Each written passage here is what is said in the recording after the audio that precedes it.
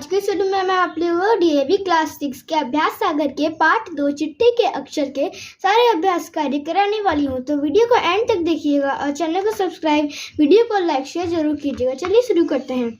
Number 1 है, ऊपर दिए गए वाक्यों में से उन शब्दों को छांट कर लिखिए जिन पर बिंदु लगा है अथवा चिन्ह बिंदु लगा है।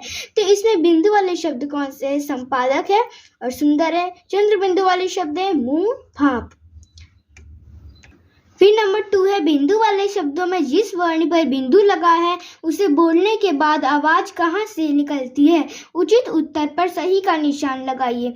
तो इसमें होगा मुंह एवं नाक दोनों से।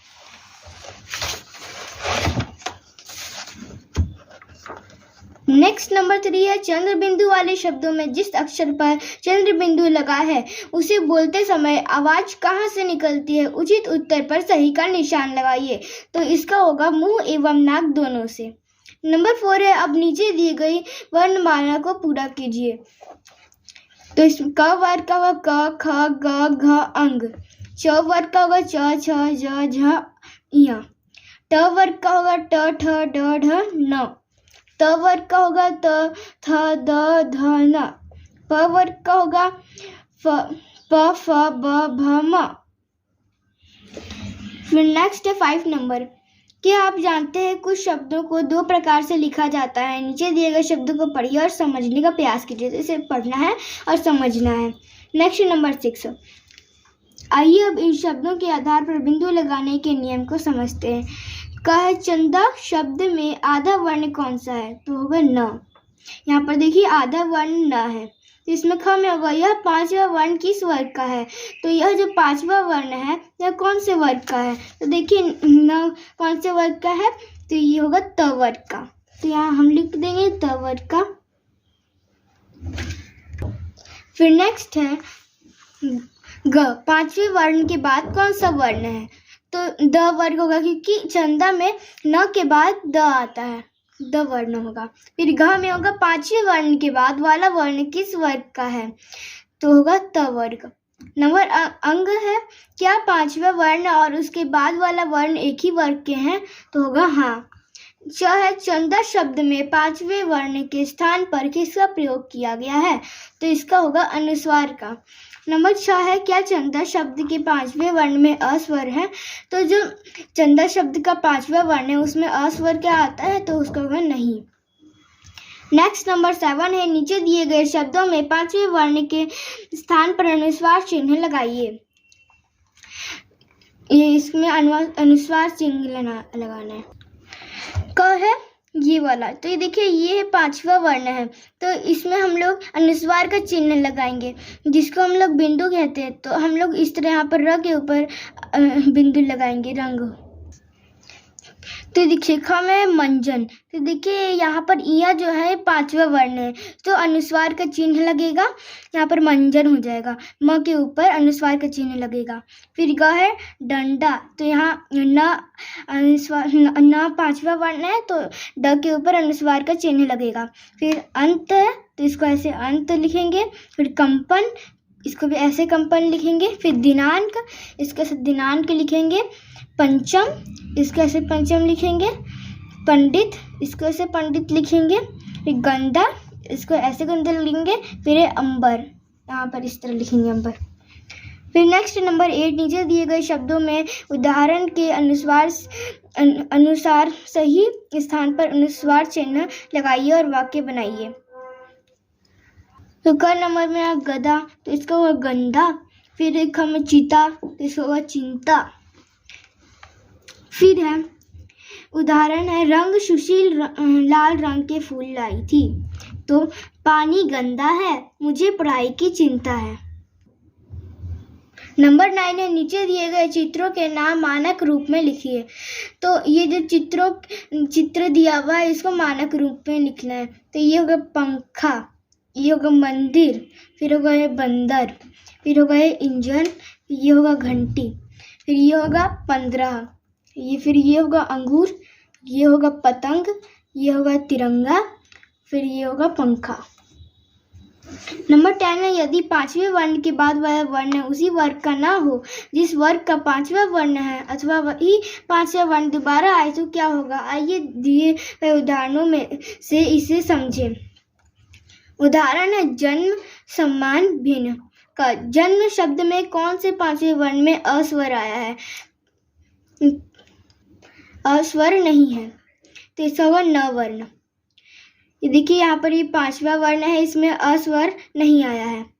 फिर खा है, इसके बाद वाला वर्ण किस वर्ग का है? तो इसके बाद वाला वर्ण किस वर्ग का है? तो होगा प वर्ग का। फिर ग है, क्या दोनों के वर्ग समान है? तो होगा नहीं। ख है, सम्मान एवं भिन्न शब्दों में कौन से वर्ण दो बार आए हैं? तो सम्मान और भिन्न दोनों में से कौन से वर्ण दो बार आए हैं? तो म और न वर्ण। फिर अंग है, ये वर्ण अपने अपने वर्ग में के कौन से स्थान पे है? तो ये जो शब्द है म और न, ये अपने स्थान पे अपने वर्ण में कौन सा स्थान पे है? तो होगा पांचवें। नंबर 11, नीचे कुछ शब्द दिए गए हैं जिन शब्दों में अनुस्वार चिन्ह का प्रयोग किया जाएगा उनके सामने हाँ तथा जिन शब्दों में अनुस्वार चिन्ह का प्रयोग नहीं किया जाएगा उनके सामने नहीं लिखिए। तो ये होगा सुंदर, हाँ। फिर होगा अन्न, नहीं। फिर होगा सम्मानित, नहीं। ये पंकज, हाँ। ये पंछी, हाँ। अक्षुणन, नहीं।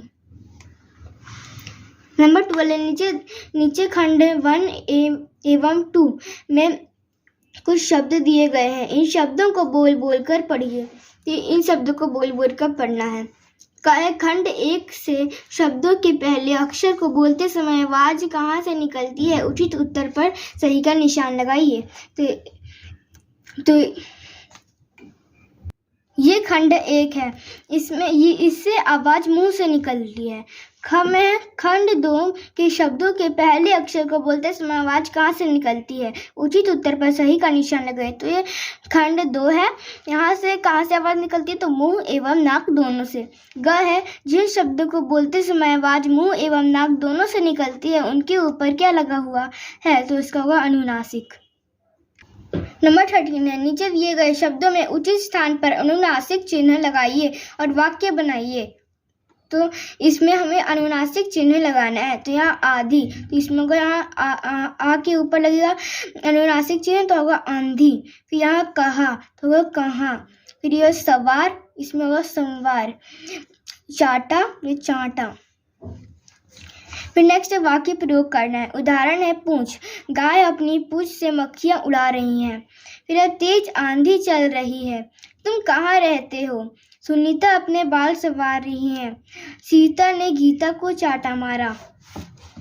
नंबर 14 है, नीचे दिए गए शब्दों को बोल बोल कर पढ़िए। इन शब्दों के अंतिम अक्षर को बोलते समय आवाज कहाँ से निकलती है? तो होगा मुंह एवं नाक दोनों से। है, पहले बताए गए नियम के अनुसार इन अक्षरों पर कौन सा चिन्ह आना चाहिए था? तो इसका होगा अनुनासिक। ग में इन अंतिम अक्षरों पर कौन सा चिन्ह आया है? तो होगा अनुस्वार। नंबर 15 है, नीचे दिए गए शब्दों में अनुस्वार अथवा अनुनासिक चिन्ह लगाइए। तो यहाँ पर अनुस्वार या फिर अनुनासिक चिन्ह लगाना है इन शब्दों पे। तो यहाँ पर होगा अनुस्वार लगेगा संपादक। देखिए ये होगा मैंने, फिर होगा तिथियाँ, ये होगा पूंछ, ये फिर ये होगा कुर्सियाँ, ये होगा सुंदर, ये होगा मालाओं, ये होगा काने, होगा ऊंचा। फिर है आओ दोहराएं। 16 है, नीचे दिए गए शब्दों के सही रूप लिखिए। कौंधने होगा कौंधने। ख में साप्ताहिक, तो यहाँ पर होगा साप्ताहिक। ग मस्तिष्क, इसमें मस्तिष्क। कीजिए, इस यहाँ पर छोटा ई का मात्रा, यहाँ बड़ा ई का मात्रा होगा कीजिए। फिर पूर्ति, यहाँ छोटा ई लगेगा और यहाँ पर ये वाला चिन्ह लगेगा पूर्ति। फिर है पड़गा, तो इसमें पड़ेगा। नंबर 17 है, नीचे दिए गए शब्दों के बहुवचन रूप लिखिए। बात बातें, कुर्सी कुर्सियाँ, हाथ पर हाथों पर, कविता कविताएं, साधु को साधुओं को, कहानी कहानियाँ।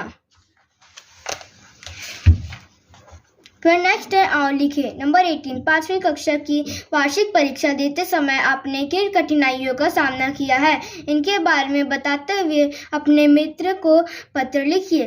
परीक्षा भवन गिरिडीह।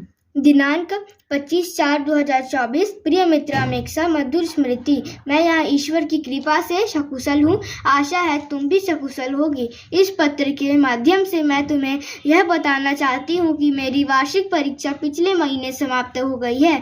मैं अच्छे अंक के साथ पास भी हो गई। मेरी वार्षिक परीक्षा के समय मेरे मामा की शादी थी, जिसके कारण मुझे थोड़ी कठिनाई भी हुई थी, किंतु मैं सब कुछ छोड़कर पूरी लगन से परीक्षा की तैयारी में लगी रही। इसका प्रतिफल है कि आज मैं खुशी महसूस कर रही हूँ। शेष अगले पत्र में लिखूंगी। धन्यवाद। तुम्हारा सखी या मित्र Arpita Kaushik. Thanks for watching my video.